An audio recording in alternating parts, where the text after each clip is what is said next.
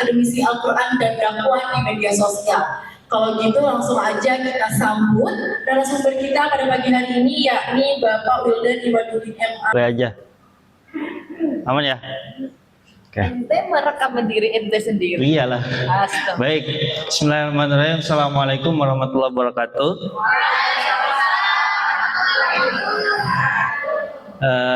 Selamat pagi. Ini masih pagi ya? Jam 10. Pagi teman-teman semua. Alhamdulillah kita berkumpul di sini. Ini acaranya seminar ya? Seminar, baik. Kuliah lah. Ya, kuliah yang dipindahkan ke Beki ya, sekaligus meramaikan bazar bazar Ramadannya Lentera Hati, penerbit Lentera Hati. Nah, mungkin perkenalan lagi sedikit ya. Ini saya izin merekam sambil merekam. Jadi saya sehari-hari ya, sebagai manajer program di sini di PSK, juga bantu Ibu Ayun juga di Cari Ustadz, dan juga dosen di Prodi Ilmu Al-Quran dan Tafsir gitu sejak 2022 ya. Nah, kenapa saya merekam ini? Jadi insya Allah habis Lebaran, mudah-mudahan ya, saya mau lanjut S3 di Freiburg di Jerman. Nah, nah, kalau di Jerman itu, kalau di Eropa itu sistemnya adalah kita nggak ada kuliah. Jadi ketika datang ke kampus langsung ketemu supervisor, langsung ketemu profesor. Jadi langsung nulis disertasi. Nah, itu. Nah, jadi saya pikir-pikir kayaknya akan banyak waktu luang nih gitu. Sambil mengisi waktu luang, sambil saya mau konten YouTube gitu ceritanya. Apa channelnya? Channelnya nama saya Wildan Iwaduddin Muhammad channelnya. Itu ya. Nanti di-subscribe teman-temannya. Oke. Nah, sekarang begini. Sekarang kita akan mode serius. Kita akan cerita tentang otoritas dan popularitas. Nah, ini. Jadi ngomongin soal otoritas dan popularitas, tentu ada konsepnya adalah nah ini. Konsepnya itu pertanyaannya begini, apa sih otoritas itu gitu kan? Otoritas itu apa sih? Nah, saya di sini ingin cerita dari buku ini ya, dari bukunya Ismail Fajri Alatas. Ada yang tahu nggak Ismail Fajri Alatas? Pernah dengar? Beliau profesor di New York University. Nah, ini bukunya sebetulnya disertasi beliau, disertasi di Michigan State University, meneliti tentang Ba'alawi. Nah, Ba'alawi di Indonesia. Tahu gak Ba'alawi? Habib tahu Habib? Nah, itu. Jadi ini risetnya tentang bagaimana sih kok bisa Habib itu punya otoritas? Nah, itu pertanyaannya. Mengapa ada otoritas itu? Apa sih otoritas itu? Menurut Ismail Fajri Alatas, authority is not something a person has, but something continually produced and recognized. Artinya, otoritas itu bukan tiba-tiba dimiliki oleh orang, tapi itu adalah kerja yang diproduksi terus-menerus. Nah, ini berbeda dengan konsep karisma. Jadi ada salah satu pemikir sosiologi juga, Max Weber namanya. Dia menelurkan konsep namanya itu karisma. Karisma itu menurut Weber adalah extraordinary something yang dimiliki oleh seseorang, dan itu diyakini oleh pengikut-pengikutnya, diyakini oleh orang lain gitu. Jadi menurut Weber dalam konsep karisma itu ya, karisma itu apa istilahnya, natural, alamiah, dimiliki oleh seseorang, dan itu diyakini oleh pengikut-pengikutnya lah gitu. Kayak misalnya ada wali,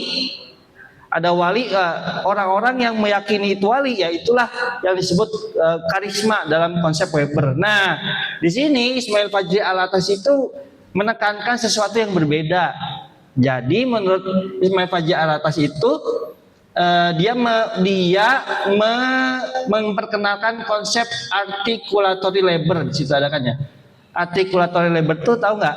Artinya adalah kerja artikulatif. Jadi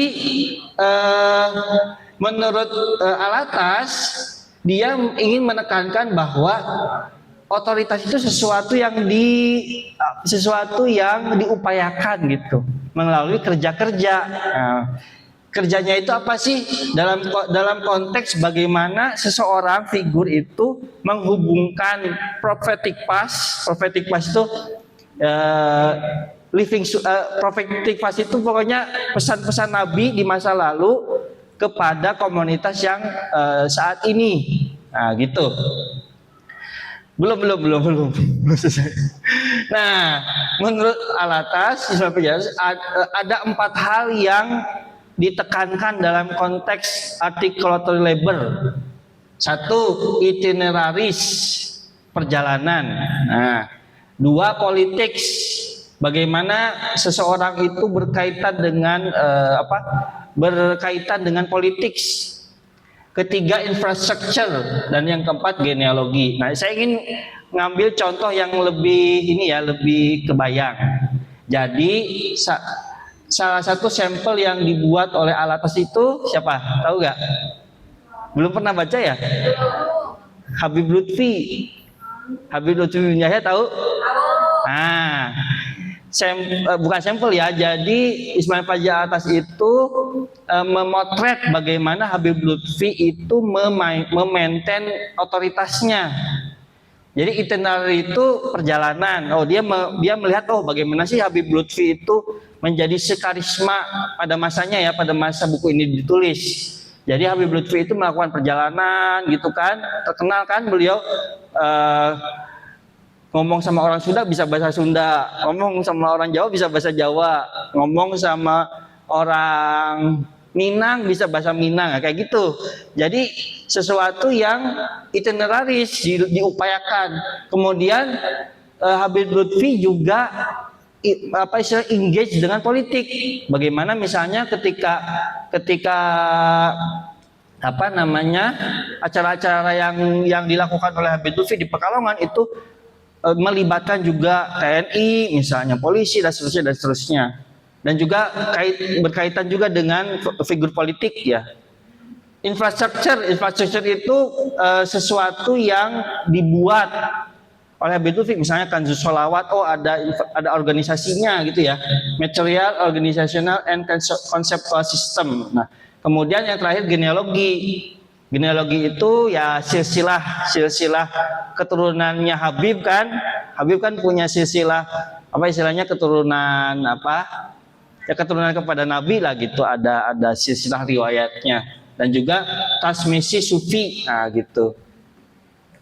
Nah, jadi dalam konteks buku ini menurut Ismail Fajri Alatas, religious authority itu bukan sesuatu yang tiba-tiba dimiliki oleh seseorang, otoritas ya, apalagi religious authority, tetapi sesuatu yang diupayakan begitu. Kalau teman-teman baca bukunya, ini sebetulnya ceritanya banyak, tidak hanya Habib Lutfi bin Yahya, ada cerita tentang Abdullah bin Alawi Al-Haddad, ada cerita tentang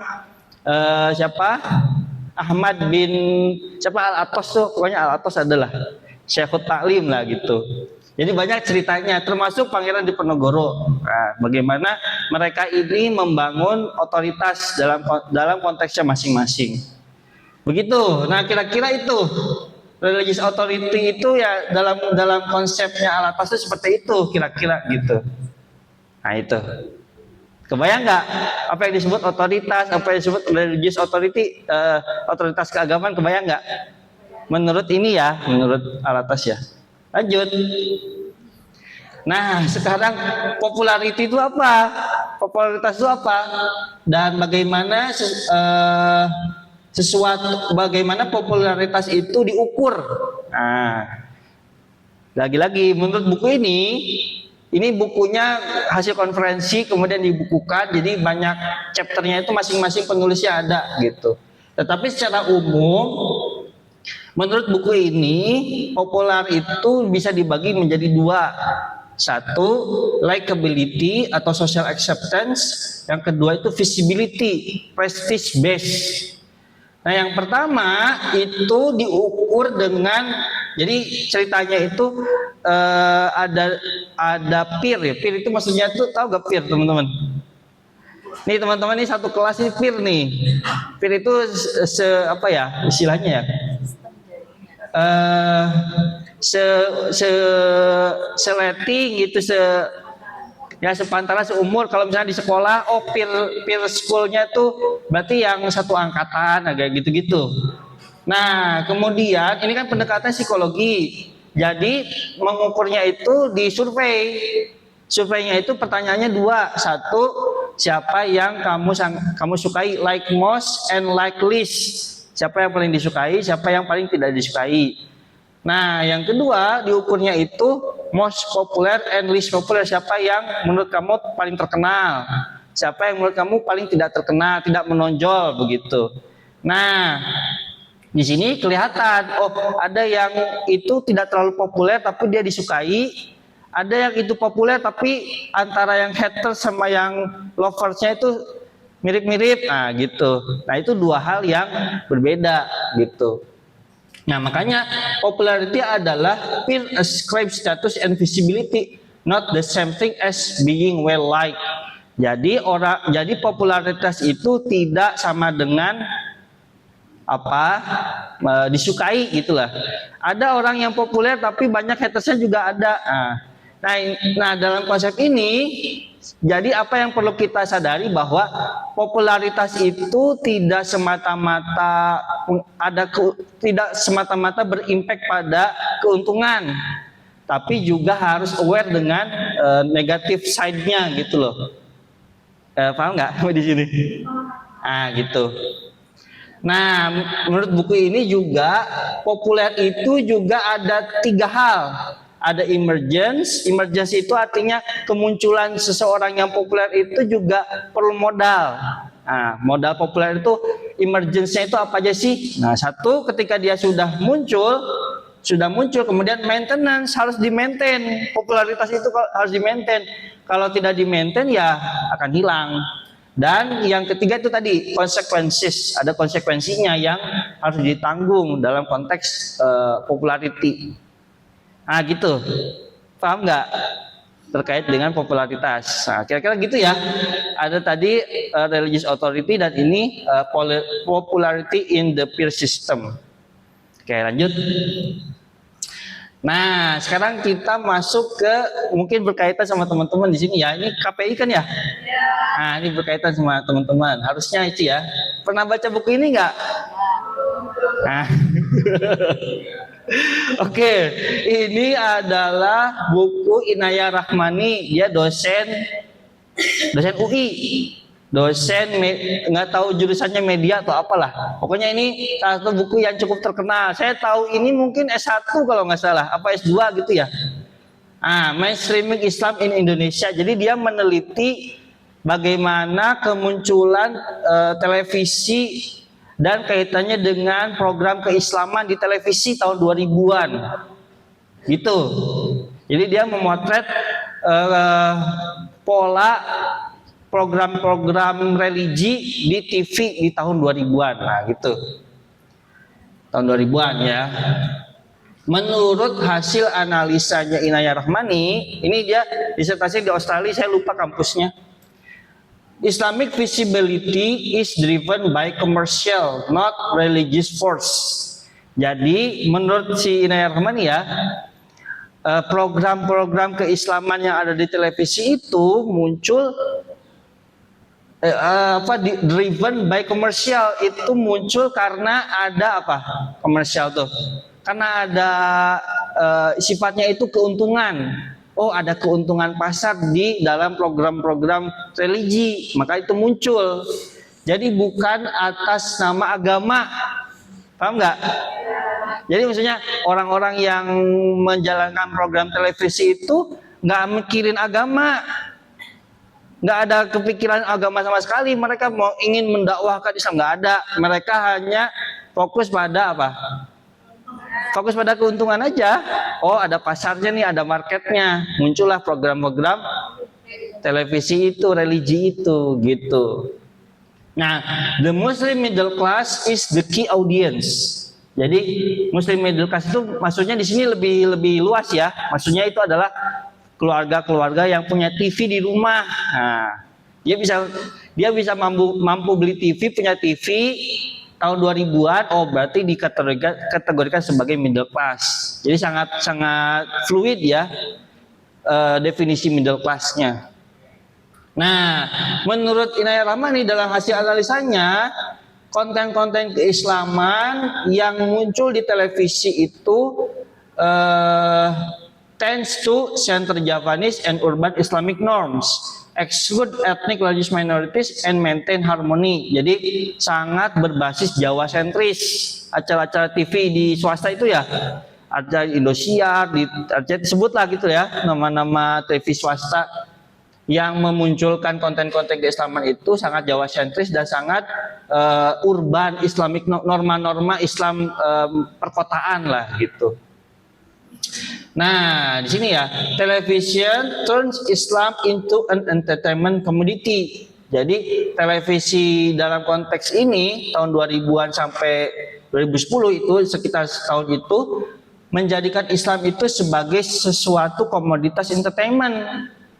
Gitu program-program yang muncul pada masa itu gitu ya teman-teman ya. Nah, ini yang menarik nih, temuannya yang menarik ini nih, sinetron religi. Nah, menurut Inayah Rahmani itu ada 3 model sinetron religi. Nah, ada 3 model menyesuaikan dengan sasaran penontonnya. Satu, ada supranatural drama, jadi religi kayak Hidayah, kayak yang gitu loh, yang ada mayat masuk ke cor-coran gitu. Nah, gitu azab gitu ya, kayak gitu-gitu. Nah, ini menyasar pada lower middle class. Jadi middle class yang bawah gitu. Mereka suka tuh karena ada pasarnya, dibuatlah gitu. Yang kedua ada melodrama, love triangle. Jadi kayak semacam sinetron-sinetron yang percintaan tapi dibalut dengan keislaman. Nah, itu juga ada apa istilahnya? Di sini disebut urban middle class yang agak tengah. Nah, yang kemudian ada lagi contohnya Islamic komedi. Jadi sinetron religi tapi dia komedi. Dia mencontohkan misalnya para pencari Tuhan kayak gitu-gitu, ada komedinya. Nah, itu juga menyasar pada apa istilahnya? Marketnya juga. Nah, di sini menurut dia balik nyambung dengan religious authority ya. Menurut Inayah Rahmani, religious authority democratized commercially shaped by ratings, market segmentation, and risk avoidance. Jadi otoritas keagamaan yang muncul di televisi, kayak ustadz-ustadz yang di TV itu artinya mereka kan juga punya otoritas ya untuk menyampaikan ceramah segala macam, tetapi balik lagi di drive oleh komersial, oleh keuntungan dan oleh rating. Jadi kalau si ustadznya sepinter apapun tapi dia ratingnya jelek, gak akan bertahan lama di TV. Tapi kalau dia misalnya secara keilmuan kayaknya biasa-biasa aja, tapi ratingnya bagus, disukai oleh penonton di TV, maka dia akan apa? Bertahan lama begitu. Nah, gitu ya. Ada segmentasi marketnya dan selalu menghindari resiko. Kalau misalnya ada resiko, pokoknya kalau di TV itu timnya itu banyak dan sangat berhati-hati gitu ketika menyampaikan terkait dengan ini agar tidak kontroversial, gitu. Kira-kira itu, gitu ya. Ini kaitannya dengan bagaimana industri televisi dan juga otoritas keagamaan. Itu kira-kira. Lanjut. Nah, ini terakhir nih. Ini sekarang kaitannya dengan Al-Quran dan tafsir bidang saya. Ya, ini Muslim Quranic Interpretation Today by Johanna Pink. Ini supervisor saya ya, by the way, Johanna Pink, profesor di Freiburg University. Jadi saya sekalian memperkenalkan bukunya. Nah, bagaimana kaitannya dengan popularitas, otoritas dan juga tafsir. Nah, di buku ini Johanna Pink menceritakan fase-fase di mana ini nih, the age of pre-modern or manuscript, the age of print, the age of message, and the age of digital revolution. Jadi ada 4 fase setidaknya. Bagaimana para sarjana atau para ulama itu bergumul di masing-masing fase. Nah, gitu. Di fase pertama, sebelum modern itu kebayang nggak, teman-teman? Teman-teman pernah membayangkan nggak hidup di masa sebelum modern? Pernah membayangkan nggak? Gimana? Ya, dalam konteks ini, dalam konteks tafsir, jadi di masa sebelum modern itu Quran itu sangat terbatas. Jadi nggak kayak sekarang tuh mushaf dijual bebas dan murah. Pada masa itu kertas itu terbatas dan tidak bisa diproduksi massal. Jadi ada apa istilahnya? Ada pekerjaannya. Ada pekerja orang yang tukang menyalin mushaf dan itu mahal. Itu kerjaannya mahal dan juga kertasnya mahal dan tidak semua umat muslim itu punya mushaf gitu. Makanya di masa sebelum modern itu hafalan itu menjadi sangat penting gitu ya. Nah, kaitannya dengan tafsir itu diproduksi hanya bersirkulasi pada 2.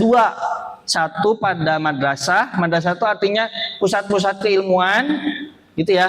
Ada Baitul Hikmah, ada apa. Yang kedua di sekitaran kerajaan, sultanate.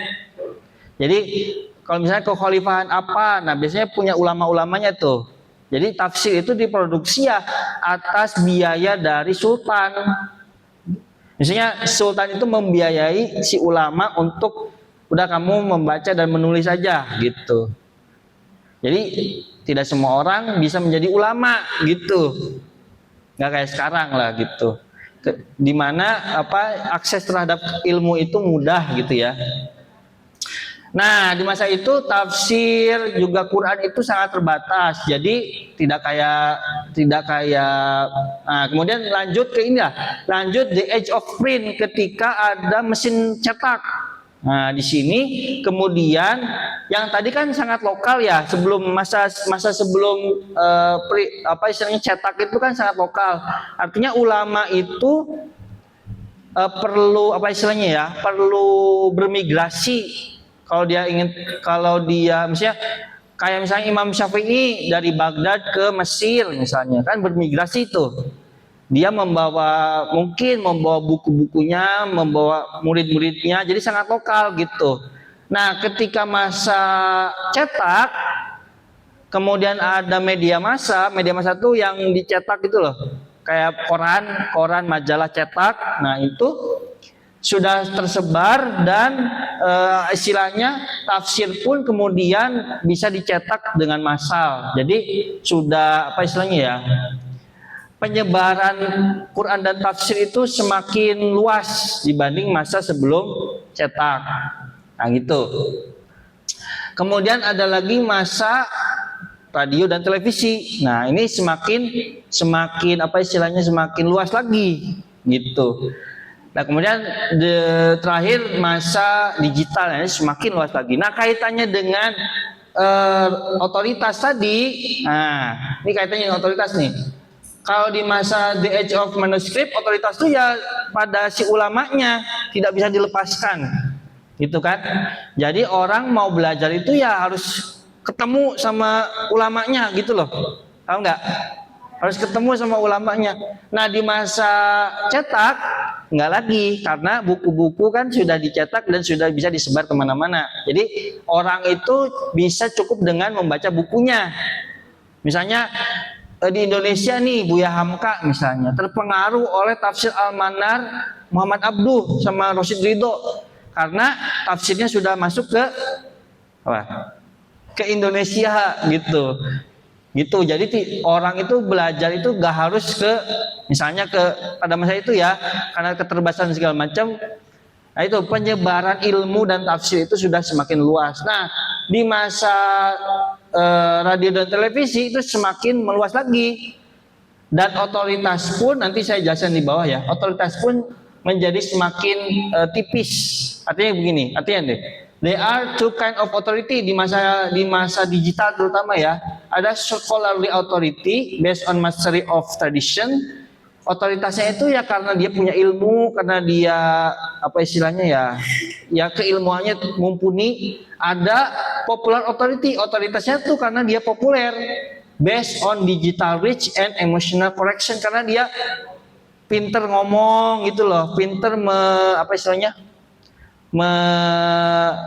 membawa emosi audiens gitu loh. Padahal secara keilmuan mungkin tidak jauh lebih pinter dan tidak jauh lebih oke dengan scholarly authority gitu. Tapi dia jauh lebih terkenal karena dia pinter ngomong gitu, pinter menyentuh emosional audiensnya. Nah itu ada scholarly authority dan ada popular authority. Nah di sini Quranic interpretation today is shaped less by methodology and more by struggle over who gets to speak. Jadi tafsir di masa sekarang dalam konteks yang digital itu tidak lagi tidak lagi ditentukan hanya berbasis metodologi yang gimana gitu. Tapi ya siapa aja yang punya popularitas itu sendiri gitu. Siapa yang mampu menarik massa yang banyak dan seterusnya. Nah itu kira-kira tadi ya, tafsir, otoritas dan medium yang berganti juga bisa mengganti otoritas itu sendiri gitu. Medium yang berganti, kemudian bagaimana cara orang itu mengolah medium yang ada untuk muncul sebagai otoritas begitu. Oke ya, sampai di sini dulu ya, teman-teman ya. Oke, saya kembalikan lagi ke moderator. Oke, boleh kasih aplaus dulu teman-teman. Menyambung mereka. Mungkin langsung lanjut nih ke penjelasan dari Ibu Abdul, saya persilakan. Thank you. Masih Halo ada? semuanya. Mungkin kalian tadi agak mulai gitu. Aman.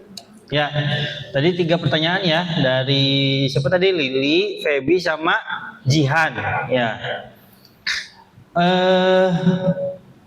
Pertanyaannya saya kira saling berkait ya. Yang satu sisi dari sisi Gen Z-nya, yang satu sisi dari sisi figurnya gitu ya, figur otoritas dan bagaimana memaintain otoritas dan popularitas, apakah itu akan berjalan seimbang atau bagaimana, dan dari perspektif penonton itu adakah kekhawatiran atau tidak. Nah saya ingin menjawab begini. Di satu sisi memang saya ingin menekankan ini dulu terkait dengan otoritas. Nah, otoritas keilmuan dalam konteks ini adalah otoritas keagamaan itu tidak apa ya istilahnya ya, sesuatu yang inherent dalam seorang figur gitu. Artinya begini, apakah kita bisa mencabut ilmunya, tadi dicontohkan oleh Bu Ayun ya, ilmunya Gusmus misalnya dicabut, bisa nggak? Nggak bisa, itu sesuatu yang inherent yang sudah dimiliki oleh beliau begitu. Karena hidupnya, misalnya dari sisi pengalaman hidupnya, belajarnya dan seterusnya itu sesuatu yang tidak bisa dicabut. Jadi dalam konteks otoritas keilmuan itu sesuatu yang diupayakan oleh si figurnya itu sendiri gitu. Jadi misalnya contoh saya belajar Quran kan dari kecil ya, belajar Iqra, belajar Quran, kemudian di pesantren, kemudian di kampus S1, S2 dan mau S3 begitu. Ya itu adalah sesuatu yang dibangun oleh otoritas keilmuan saya sendiri begitu. Dan itu tidak bisa dicabut. Nah, kemudian kaitannya dengan popularitas. Nah, kalau saya pribadi nih ya, contohnya saya aja lah. Saya kan tadi udah cerita kalau saya lagi bikin YouTube. Nah, dari hasil refleksi saya sendiri, apakah saya akan mengikuti algoritma audiens, misalnya, oh lagi rame ini ikut bikin, lagi rame ini ikut bikin, saya lagi rame apa ikut bikin, apakah saya akan seperti itu misalnya, kalau saya refleksi pribadi ya, saya kira saya tidak akan melakukan itu. Saya juga ngobrol gitu ke teman-teman dan juga ke keluarga ya, ke istri. Kayaknya saya perlu tidak boleh terdistraksi dengan bikin konten deh gitu. Jadi tugas utama saya sebagai akademisi adalah membaca dan menulis. Nah, bikin kontennya itu ya di sela-sela setelah membaca dan menulis itu selesai, baru misalnya lagi suntuk nih baca dan nulis, bikin konten, nah gitu. Artinya dalam konteks ini, kalau saya pribadi, saya tidak ingin mengejar itulah gitu, tidak ingin mengejar popularitas, fokus tetap pada keilmuan, bikin konten ya udahlah gitu aja gitu, untuk melepas penat, selingan waktu gitu maksudnya. Artinya itu bukan sesuatu yang harus dikejar dalam konteks ini ya, dalam konteks bagaimana memaintain otoritas dan popularitas itu sendiri. Nah, kemudian kaitannya dengan penonton nih, kira-kira gimana ya? Apakah ada kekhawatiran atau tidak? Balik lagi ke media, balik lagi ke mekanisme pasar sebetulnya. Kalau marketnya ada, market itu maksudnya penontonnya ada, ya akan rame. Makanya kenapa kalau di Indonesia itu sesuatu yang receh-receh itu rame, karena ya marketnya ada, gitu. Nah, yang perlu kita sadari bersama-sama nih sebagai masyarakat Indonesia adalah menaikkan level kita gitu loh, level keilmuan, level kesadaran yang tidak lagi ada pada level yang receh gitu. Itu terlihat dari misalnya bagaimana diskusi sehari-hari di masyarakat misalnya. Bagaimana kayaknya nih contoh aja, teman-teman di sini kalau ngobrol sama peernya nih, ada ngobrolin buku misalnya? Ada nggak? Nah, itu adalah bukti real bagaimana percakapan dan market itu ada baik di televisi maupun dalam hal ini mungkin media sosial. Nah, kayak gitu. Nah, sekarang saran saya bagi teman-teman adalah coba menaikkan level obrolannya deh, misalnya gitu. Dari obrolan yang ngomongin orang misalnya, ke ngobrolin sesuatu yang lebih manfaat misalnya. Nah itu nanti dari secara tidak sadar maksudnya audiens Indonesia itu naik kelas gitu, dari yang konsumsinya receh-receh ke konsumsi yang lebih bernilai gitu. Nah, ini perlu disadari oleh kita semua sebetulnya, ya kan? Nah, itu terjawab semua ya tadi ya, 3 pertanyaan itu ya. Ya, baik, kalau dari saya itu terima kasih. Terima kasih.